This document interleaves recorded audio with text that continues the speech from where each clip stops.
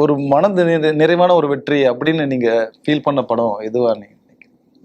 அப்படின்னா எல்லாமே எனக்கு என்னை பொறுத்த வரைக்கும் எல்லாமே வெற்றி. அதில் பேரன்பு சொல்லலாம். ஏன்னா பேரன்பு எடுக்கிறப்ப நான் என்ன நினச்சேன்னா, அது ரொம்ப எக்ஸ்பெரிமெண்டலான படம். அதை யாருமே பார்க்குறது ரொம்ப கஷ்டம்னு சொல்லி தான் மம்முக்காட்ட போய் பேசுகிறப்ப அவர் வந்து ஒரு வெகு சொற்ப தொகைக்கு அந்த படம் பண்ணார். ஏன்னா அவர்கிட்ட அது மெயின் ஸ்ட்ரீம் இல்லை, இதனால் ரிலீஸ் பண்ணுறதே கஷ்டம். அப்போ அவர் சொல்கிறார், நான் ஒரு பெரிய ஹீரோ அப்படிலாம் இல்லைன்னு சொன்னார். நான் சொன்னேன், இல்லை சார் இந்த கதை அந்த மாதிரி அப்படின்னு சொல்லிட்டு அது ரொம்ப பட்ஜெட்டில் எடுத்தோம். பட் அது ஒரு 3 மடங்கு லாபம் சம்பாதிச்சு. என்னால் அதை நம்பவே முடியல. அப்போ அவர் சொன்னார், நீ ஒரு ஸ்டாரோட ஒர்க் பண்ணேன்னு எனக்கு தெரியவே இல்லை.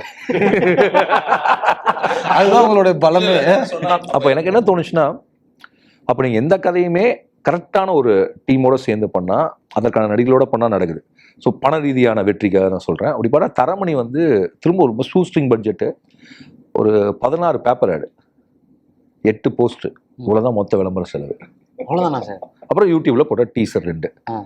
இப்போ இந்த பேப்பர் ஆட் வந்து அன்னைக்கு வந்து அந்த படத்தில் அதில் ஒன்று இருக்கும், என்னன்னா நம்ம கதையை விட்டு வெளியில் வந்து ஒரு கமெண்ட்ரி கொடுப்போம்ல, அதே ஸ்டைலில் பேப்பர் ஆடில், ஏன்னா அதை இன்ட்ரடியூஸ் பண்ணி வச்சலான்னு சொல்லிட்டு அன்னைக்கு இருக்கக்கூடிய பொலிட்டிக்கல் மேட்டரை தூக்கி போட்டு, அதாவது ஃபர்ஸ்ட் மீம் கண்டென்ட் அதுதான்.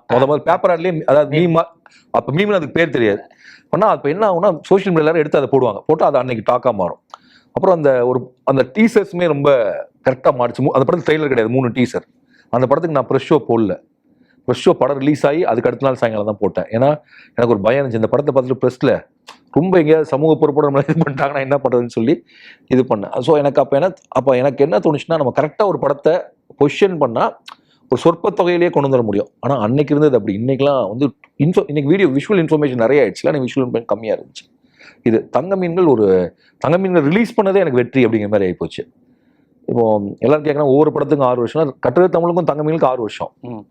ஆனால் 6 வருஷம் இல்லை, என்ன பண்ணிருப்போம், படம் எடுத்து முடிச்சிட்டோம். 3 வருஷம் ரிலீஸ் பண்ணுறதுக்கு மட்டுமே ட்ரை பண்ணிட்டு இருந்தோம்.